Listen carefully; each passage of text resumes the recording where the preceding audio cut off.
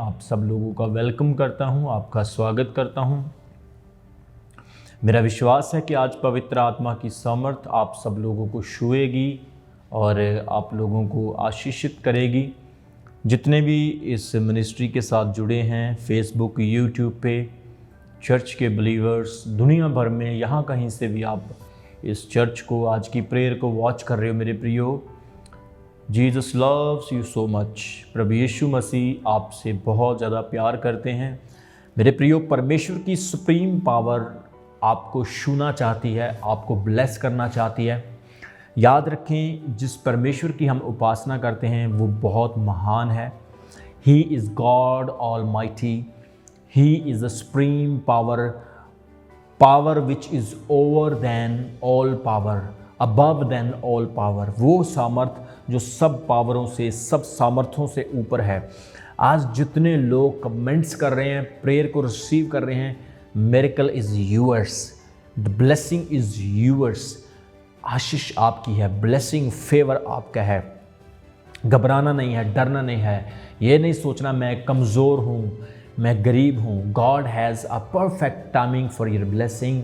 परमेश्वर के पास आपकी आशीष के लिए परफेक्ट योजना है, परफेक्ट प्लान है उसका, और वो अपने प्लान के अनुसार आपके जीवन को अद्भुत तरीके से ब्लेस करेगा। याद रखें, आप नॉर्मल हो सकते हैं, अपने आप को आप छोटा समझ सकते हैं, लेकिन आपके लिए परमेश्वर ने मुझे एक वचन दिया है। उस वचन को ध्यान से सुने। भजन संहिता उसका 8 अध्याय उसके 2 वचन से मैं पढ़ना चाहता हूँ। द बुक ऑफ साम चैप्टर 8 वर्स 2, वहाँ पर लिखा है, तूने अपने बैरियों के कारण बच्चों और दूध पितवों के द्वारा सामर्थ की नींव डाली है, ताकि तू शत्रु और पलटा लेने वालों को रोक रखे। यहाँ पर परमेश्वर के वचन में लिखा कि तूने अपने बैरियों के कारण बच्चों और दूध पीने वालों के द्वारा सामर्थ की नींव डाली है। परमेश्वर आपके दुश्मनों को टक्कर देने के लिए, आपकी विरोधियों को चैलेंज करने के लिए पहलवानों या सूरवीरों को नहीं बुलाएगा। वो बच्चों को ही, जो दूध पीने वाले हैं। दूध पीने का मतलब जिन्हें कम नॉलेज, कम अभिषेक या कम प्रार्थना करने आती है, खुदावंद उन्हीं को ही इस्तेमाल करेगा अगर आप लोग इस वचन पर विश्वास करते हो। वहाँ लिखा, परमेश्वर, हे सुप्रीम पावर, हे मेरे खुदा, तूने दूध पीते बच्चों से बैरियों के लिए, उनके बैरियों के विरुद्ध में नींव डाली है। याद रखें, ये वचन प्रभु यीशु मसीह ने मत्ती की अंजील उसके 21 अध्याय उसके 16 वचन में भी कहा है। जब प्रभु यीशु मसीह यरूशलेम में प्रवेश कर रहे थे तो यीशु मसीह ने देखा कि लोग किस तरह से उसका वेलकम कर रहे हैं, और वहाँ पर खुदावंद यीशु मसीह ने देखा कि परमेश्वर के घर में व्यापार किया जा रहा है, और प्रभु ने सारे व्यापारियों को, जो कबूतर बेचने वाले थे, जितने भी बिजनेस करने वाले थे, खुदा के घर से बाहर निकाला, उन्हें कोड़ा फेरा, और प्रभु यीशु मसीह ने कहा कि ये मेरे पिता का घर, प्रार्थना का घर है। और याद रखें, वहाँ पर बाइबल में लिखा है कि यीशु मसीह ने रोगियों को भी चंगा किया, और कुछ फरीसी याजक यीशु मसीह के विरुद्ध में कुड़कुड़ाने लगे और गुस्सा करने लगे, और फिर प्रभु यीशु मसीह ने उन्हें यही वचन जो भजन संहिता 8 की 2 में लिखा है, मत्ती की अंजील 21 की 16 में यीशु मसीह ने कहा है, क्या तुमने नहीं पढ़ा कि वहाँ पर लिखा है कि तूने दूध पीते बच्चों के मुंह से अपनी महिमा करवाई है। याद रखें मेरे प्रियो, आप लोग परमेश्वर के लोग हो, परमेश्वर के बच्चे हो। You are a child of God, and God will glorify His name through your life, through your mouth। परमेश्वर आपके द्वारा अपनी महिमा को प्रकट करने की सामर्थ्य रखता है। परमेश्वर अपने वैरियों को हराने के लिए बच्चों का इस्तेमाल भी कर सकता है। याद रखें, निर्गमन एक्सोडस चैप्टर 2 वर्स 6 में लिखा है, निर्गमन उसका 2 अध्याय उसके 6 वचन में लिखा कि जब मूसा को उसकी माँ ने एक टोकरी में रख करके पानी में बहा दिया, तो फिरौन की बेटी ने उस टोकरी को देखा जब फिरौन की बेटी ने देखा कि उसके टोकरी के अंदर एक बहुत खूबसूरत बच्चा है, उसने उस बच्चे को उठाया और उसका नाम मूसा रखा। वो फिरौन की बेटी के घर में यानी फिरौन के राज्य में पला बड़ा और फिरौन के राज्य में हर एक अच्छी वस्तुओं से ब्लेस्ड हुआ।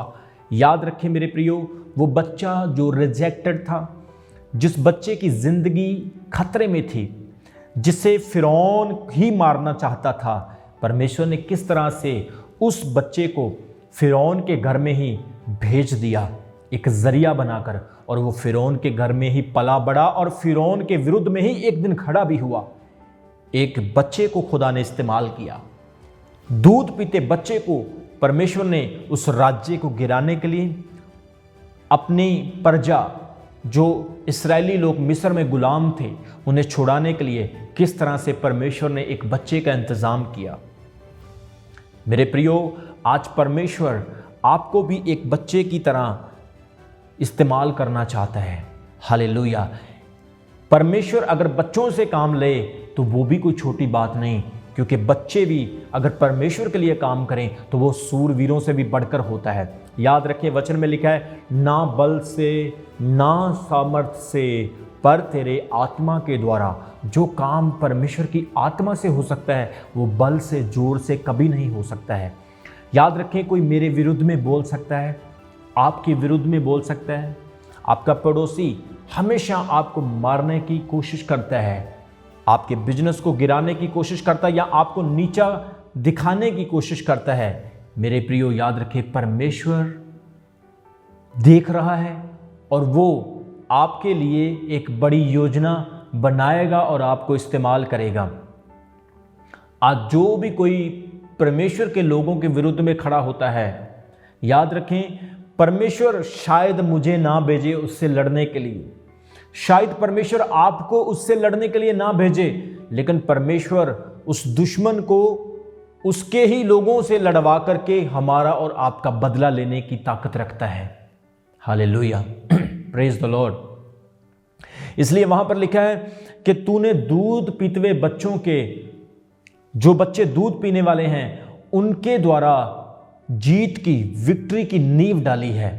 हम परमेश्वर के वचन में पढ़ते हैं, पहला शमूएल उसका 17 अध्याय उसके 25 वचन से जब हम पढ़ते हैं, 17 अध्याय में आप क्या देखते हो पहला शमूएल में, कि एक गोलियत, बहुत बड़ा राक्षस, एक बहुत बड़ा सूरवीर जो फलिस्तियों की तरफ से इस्राएल को ललकारता है और उन्हें कहता है कि मैं तुम्हें गुलाम बनाऊंगा। वो कहता है कि तुम्हारे देश में कोई सूरवीर नहीं। मेरे प्रियो, यहां तक कि शाऊल उस वक्त शासन करने वाला था, शाऊल भी डर गया, इस्राएली डर गए और सब फलिस्ती मजाक कर रहे थे। वो रोज आता है, ललकारता है, चला जाता है, ललकारता है, चला जाता है, चैलेंज करता है, चला जाता है, लेकिन कोई उसका सामना करने वाला नहीं है। पवित्र बाइबल कहती है यहां तक कि राजा ने एक बहुत बड़ा ऐलान कर दिया कि जो इस गोलियत का सामना करेगा उसे एक बहुत बड़ा इनाम दिया जाएगा। आपको पता है वो इनाम क्या था जो गोलियत को मारने वाले को मिलने वाला था? आपने बाइबल को पढ़ा है, मैं आपको बताना चाहता हूं वो इनाम क्या था। पहला शमूएल उसका 17 अध्याय उसके 25 वचन में लिखा है, फिर इस्राएली पुरुष कहने लगे, इस्राएली लोग आपस में बात कर रहे हैं, वो कह रहे हैं, क्या तुमने उस पुरुष को देखा है जो चढ़ा आ रहा है? निश्चय वह इस्राएलियों को ललकारने को चढ़ा आता है, और जो कोई उसे मार डालेगा उसको राजा बहुत धन देगा और अपनी बेटी का विवाह उससे कर देगा और उसके पिता के घराने को इस्राएल में स्वतंत्र कर देगा। याद रखें, यहाँ पर 2 इनाम रखे गए, बहुत सारा धन, और जो उस गोलियत को हराएगा उसकी शादी राजा शाऊल की बेटी से हो जाएगी। शाऊल की 2 बेटियां थी, एक का नाम था मीरब और दूसरी का नाम था मीकल। बाइबल बताती है मीकल जो थी वो छोटी थी और मीरब बड़ी वाली थी। और दाऊद जो था एक छोटा लड़का जो भेड़ बकरियां चराता, उसने इस्राएली लोगों को ये बातें करते हुए सुना। वचन में लिखा, जब इस्राएली ये बातें कर रहे थे तो दाऊद 26 में लिखा, दाऊद ने पुरुषों के पास आकर खड़े होकर इस्राएलियों के बारे में सारी बातें सुनी कि वो व्यक्ति आता है और वो राक्षस आके ललकार रहा है। और जब 28 में लिखा कि जब दाऊद ये सारी बातें सुन रहा था तो उसका भाई एलीआब भी देख रहा था, सुन रहा था, और एलीआब ने अपने भाई दाऊद को डांटा। उसने दाऊद को कहा कि तू दूर जा, तू इन बातों में ना पड़। शायद एलीआब अंदर ही अंदर जानता था कि दाऊद के पास कितनी पावर है, दाऊद के अंदर कुछ ना कुछ तो स्पेशल है। दाऊद एक बच्चा है, एक छोटा बच्चा, लेकिन याद रखें मेरे प्रियो, दाऊद ने उस चैलेंज को एक्सेप्ट किया। एक बच्चे ने गोलियत को मारने के चैलेंज को एक्सेप्ट किया, और बाइबल कहती है शाऊल के कानों में, जो राजा है उसके कानों में ये आवाज़ पड़ती है कि कोई ना कोई है जो उस गोलियत के साथ लड़ सकता है। और शाऊल ने, उस राजा ने दाऊद को बुलवाया। हिस्ट्री कहती है कि जब दाऊद को शाऊल के सामने पेश किया जा रहा था, शाऊल के अंदर एक एक्सपेक्टेशन थी, एक इस तरह का सोच था कि जो व्यक्ति गोलियत के साथ लड़ने के लिए तैयार हुआ है वो आम नहीं हो सकता है, वो बहुत बड़े मसल वाला होगा, पहलवान होगा, बहुत बड़ा योद्धा होगा, जिसने इस चैलेंज को एक्सेप्ट किया, क्योंकि सारे के सारे इस्राएली तो डरे हुए हैं। लेकिन बाइबल कहती 33 वचन में लिखा, शाऊल ने दाऊद से कहा, तू जाकर उस फिलिस्ती के विरुद्ध युद्ध नहीं कर सकता है, क्योंकि तू तो लड़का ही है और वह लड़कपन से ही योद्धा है। उसने कहा कि वो गोलियत तो बचपन से ही योद्धा है और तू तो अभी बहुत छोटा है, लड़का है। यहां पर शाऊल ने जो सोचा था वैसा बिल्कुल भी नहीं था। दाऊद ने शाऊल से कहा, तेरा दास अपने पिता की भेड़ बकरियां चराता था, और जब कोई सिंह या भालू झुंड में से मेमने को उठा ले जाता था, तब मैं उसका पीछा करके उसे मारता और मेमने को उसके मुंह से छुड़ा लेता, और जब वह मुझ पर हमला करता मैं उसके केस को, यानी उसकी शेर की दाढ़ी को पकड़कर उसे मार डालता। तेरे दास ने सिंह और भालू दोनों को मारा है, और वह खतना रहत फिलिस्ती उनके ही समान हो जाएगा, क्योंकि उसने जीवित परमेश्वर की सेना को ललकारा है। दाऊद के अंदर एक पैशन को हम देख सकते हैं। दाऊद के अंदर एक हम शारीरिक स्ट्रेंथ को नहीं, एक शरीर की ताकत को नहीं, आत्मा की ताकत को देख सकते हैं मेरे प्रियो। हालेलुया। आज जितने मुझे लाइव देख रहे हैं, परमेश्वर, बाइबल में लिखा, परमेश्वर इस बच्चे दाऊद को उस गोलियत को मारने के लिए इस्तेमाल करता है। गोलियत जाता है उसके सामने, वो उस पर हंसता है, वो कहता है, क्या तू बच्चा मेरा मुकाबला करेगा? हमेशा आज लोग शरीर को देखते हैं, हमेशा लोग सोचते हैं क्रिश्चियंस लोग पीसफुल लोग हैं, क्रिश्चियंस लोग लड़ने वाले लोग नहीं हैं। लेकिन याद रखें, हमारा परमेश्वर योजना बनाने वाला परमेश्वर है। हमारा खुदा सुप्रीम पावर है, वो बड़े काम करने की सामर्थ्य रखने वाला खुदा है। और वचन में लिखा, दाऊद ने कोई लाठी नहीं ली, कोई हथियार नहीं लिया। शाऊल ने जो उसे वस्त्र पहनाए थे, राजा के वस्त्रों को वो उतार देता है, क्योंकि वो बहुत भारी होते हैं। सिर्फ वो अपनी गुलेल, अपना गोपिया लेता है और खड्ड से 5 पत्थर, चिकने पत्थर उठाता है और गोलियत को चैलेंज करता है और उससे लड़ने के लिए निकल पड़ता है। वचन में लिखा, एक पत्थर वो गोलियत के माथे पर मारता है और गोलियत को चट कर देता है, उसको मार देता है, उसका सर काट देता है। इस तरह से गोलियत को दाऊद हरा देता है। मेरे प्रियो, आपने यहाँ पर पढ़ा कि किस तरह से परमेश्वर ने अपने आत्मा के द्वारा उस गोलियत को हराया। एक दूध पीतवे बच्चे, एक छोटे बच्चे के द्वारा परमेश्वर ने किस तरह अपने वैरियों के सामने एक नींव को स्ट्रांग बनाया, अपने वैरियों को हराया। आज आपके सामने दीवारें बड़ी हो सकती है, सिचुएशन बड़ी हो सकती है, हालात बड़े हो सकते हैं, आपके सामने ऑपोजिशन बड़ी हो सकती है, लेकिन याद रखें, more than your situation, more than your circumstances, आपके हालातों से बड़ा हमारा सुप्रीम खुदा, सुप्रीम परमेश्वर है।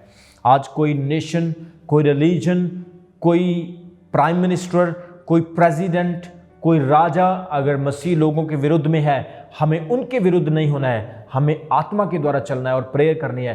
परमेश्वर आपकी जंग लड़ता है, परमेश्वर आपको छुड़ाता है। मेरा विश्वास है परमेश्वर ने इस वचन के द्वारा आपको छुआ है। परमेश्वर, आप अगर बच्चे हैं, अपने आप को बच्चों जैसा समझते हैं, तो परमेश्वर आपको इस्तेमाल करेगा और आपके वैरियों के विरुद्ध जो आपका नुकसान हानि सोचते हैं, आपके द्वारा ही परमेश्वर आपको उसके सामने जयवंत करेगा। याद रखें, दाऊद ने जब उस गोलियत को मारा, दाऊद को एक बड़ा इनाम मिला। राजा की बेटी मीकल के साथ उसकी शादी हुई, धनवान बना, उसका नाम हुआ और खुदा के वचन में लिखा वो भी एक दिन बहुत बड़ा राजा बना। आज मैं यीशु मसीह के नाम में सब देखने वालों को ब्लेस करता हूँ, विश्वास में बने रहें। अगर आपका हस्बैंड आपके लिए वफादार नहीं है, वो एक दिन वफादार होगा। विश्वास से प्रार्थना करते रहें। अगर आपका हस्बैंड आपको छोड़कर चला गया है और घर वापस नहीं आ रहा है, विश्वास में बने रहें। यीशु मसीह से दूर ना होएं, परमेश्वर से अलग ना होएं। वो सुप्रीम गॉड, सुप्रीम पावर जिसका नाम यीशु मसीह है, आपके हस्बैंड के मन को बदलने की सामर्थ्य रखता है, आपकी पत्नी के मन को बदलने की सामर्थ्य रखता है, आपके बच्चों के मन को बदलने की सामर्थ्य रखता है। इसलिए be faithful, be prayerful, be committed to God, be serving God. परमेश्वर को सर्व करते रहें, वो आपकी सहायता, आपकी मदद करेगा।